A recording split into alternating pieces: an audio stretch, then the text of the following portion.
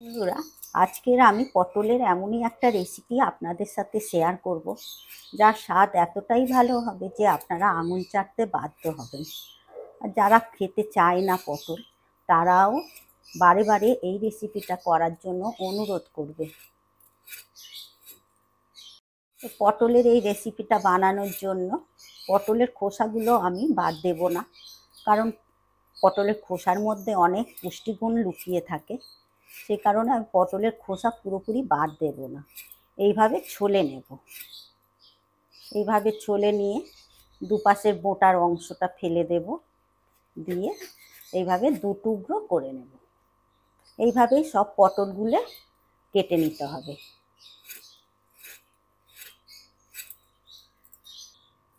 তো আমি এখানে বটিতে ছলে নিচ্ছি, আপনারা বটিতে কেন, ছুরিতেও করে নিতে পারেন।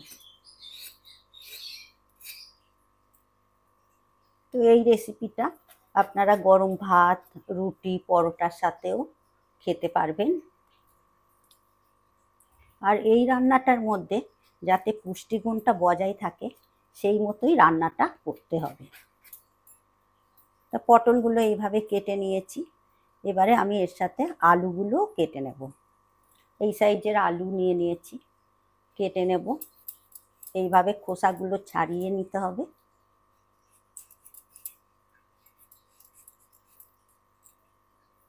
আলুটা আমি এইভাবে কেটে নেব, আমরা যেভাবে মাংসের রান্না করি, মাংসর তরকারি কিংবা ডিমের ঝোল বা আলুর দম বানাই, যেভাবে আলু কেটে নিই সেই মতো করেই আলুটা কেটে নেব।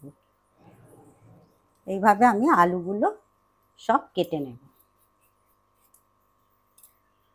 পটল আলুটা এইভাবে কেটে নিয়ে আপনারা কি করবেন, পটল আলুটা ভালো করে পরিষ্কার করে ধুয়ে নেবেন। পটল আলুটা ভালো করে ধুয়ে নেওয়ার পর এবারে গ্যাসের মধ্যে আমি কড়া বসিয়ে দিয়েছি। এই তেল, কড়ার মধ্যে দিয়ে দেব সাদা তেল। হ্যাঁ, রান্নাটা করতে হবে সাদা তেল, কিংবা সর্ষের তেলেও করতে পারেন। তেলটাও এদিকে গরম হয়ে গেছে। এবারে এই তেলের মধ্যে পটলগুলো ভেজে নেব।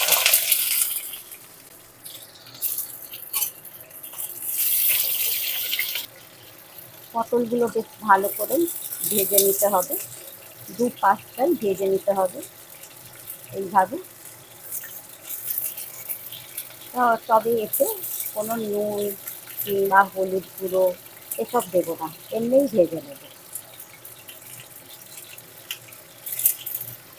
গ্যাসের ফ্লেমটাও একেবারে লো করে দেবেন, দিয়ে পটলগুলো ভেজে নিতে হবে। পটলগুলো ওদিকে ভাজা হতে হতে এদিকে আমি একটা মশলা বানিয়ে নেব। মশলার মধ্যে নিয়ে নিয়েছি 4টে ছোটো এলাচ, আর নিয়ে নিয়েছি গোলমরিচ। গোলমরিচ এই 8-10টার মতো নিয়ে নিয়েছি। আর আদা কুচনো নিয়ে নিয়েছি। এগুলো সব আমি একসাথে পেস্ট করে নেব। এরপর এরই সাথে আমি কিছু কাজু বাদাম নিয়ে নিয়েছি। এটা ভাঙা কাজু, আপনারা পারলে গোটা কাজুও নিয়ে নিতে পারেন। সে জায়গায় 8-10টা গোটা কাজু নিয়ে নিতে পারেন। আমি এখানে ভাঙা কাজুটাই নিয়ে নিয়েছি। ভিজিয়েও রেখেছিলাম, ওই 1 ঘন্টার মতো ভিজিয়ে রেখেছি। এর সঙ্গে নিয়ে নেব আমি কিছু কিশমিশ নিয়েছি, আগে থেকে ভিজিয়ে রেখেছি। এই কিশমিশটাও আমি একসাথে পেস্ট করে নেব। অল্প অল্প জল দিয়ে পেস্টটা করে নিতে হবে। এদিকে পটলগুলো আরেকবার উল্টে দেবো, উল্টো দিকটাও ভালো করে ভেজে নিতে হবে। এইভাবে সব পটলগুলো উল্টে পাল্টে খুব ভালো করে লাল লাল করে ভেজে নিতে হবে।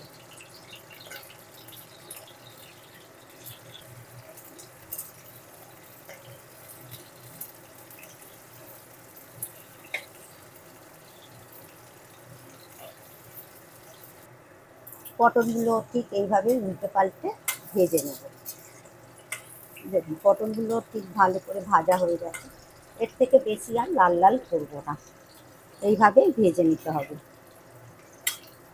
এবারে তেল ঝারিয়ে তুলে নেব। পটলগুলো বেশ নরমও হয়ে গেছে। এইভাবে গ্যাসের ফ্লেমটা একদম লোতে করে দিয়ে ভেজে নিতে হবে। এবারে তেল ঝারিয়ে তুলে নেব পটলগুলো, একটা প্লেটের মধ্যেই তুলে নেব।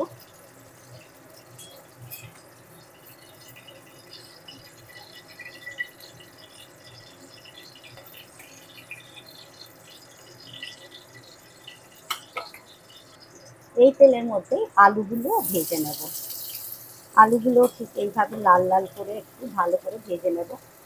এতেও কোনো লবণ কিংবা হলুদ গুঁড়ো দেব না। গ্যাসের ফ্লেমটা একেবারে লোতে রেখে ভেজে নিতে হবে।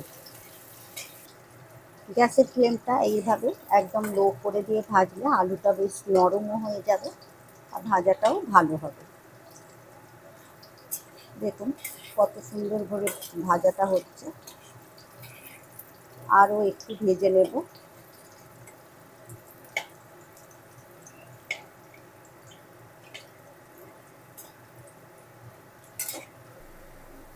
দেখুন বন্ধুরা, ভাজাটা কত সুন্দর হয়েছে আলুটা। ঠিক এইভাবেই ভেজে নিতে হবে।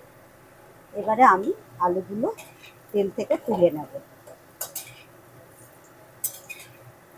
এইভাবে তেলটা ঝারিয়ে তুলে নিতে হবে। একটা প্লেটে পটলের সাথেই রেখে দেব।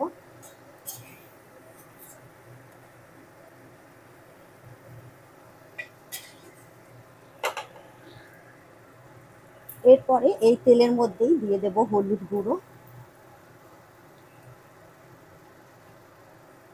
দিয়ে দেব কাশ্মীরি লাল লঙ্কার গুঁড়ো। আমি ঝালের জন্য আর ঝাল মশলা লাল লঙ্কা দিচ্ছি না, ঝাল লঙ্কা, সেই জন্য কাশ্মীরি লাল লঙ্কার গুঁড়োটাই দিলাম। আর দিয়ে দেব জিরে গুঁড়ো। এই মশলাগুলো একটু ভেজে নেব। ভেজে নেওয়ার পর এর মধ্যে এবারে আমি যে মশলার পেস্টটা করে রেখেছিলাম, কাজু কিশমিশ তারপর গোলমরিচ আদা, ওই পেস্টটা আমি এবারে দিয়ে দেব। যেহেতু আমি গোলমরিচ দিয়েছি সেই কারণে আমি আর ঝালের জন্য আলাদা লঙ্কার গুঁড়ো ব্যবহার করলাম না, আপনারা দিলেও দিতে পারেন। এবারে আমি এই মশলাটা একটু ভালো করে ভেজে নেব। বেশ যতক্ষণ না তেল ছাড়ছে মশলা দিয়ে ততক্ষণ মশলাটা ভালো করে কষে নিতে হবে। এইভাবে মশলাটা কষে নিলে কী হবে, মশলা থেকে আর কাঁচা গন্ধটা থাকবে না। আর সবসময় মশলা কষবেন গ্যাসের ফ্লেমটা একদম লো করে দিয়ে, তাতে মশলাটা বেশ ভালো করে কষানো যায়, পুড়ে যাবে না। যেহেতু কাজু কিশমিশ দেওয়া আছে, পুড়ে যেতেও পারে, সেই কারণে অনবরত নাড়তে হবে। এই মশলার মধ্যেই এবারে দিয়ে দেবো স্বাদ অনুযায়ী লবণ, আর দিয়ে দেবো সামান্য একটু চিনি। যেহেতু কাজু কিশমিশ দেওয়া আছে সে কারণে একটু চিনিটা কম পরিমাণেই দিতে হবে। দিয়ে আবার মশলাটা ভালো করে কষে নেব।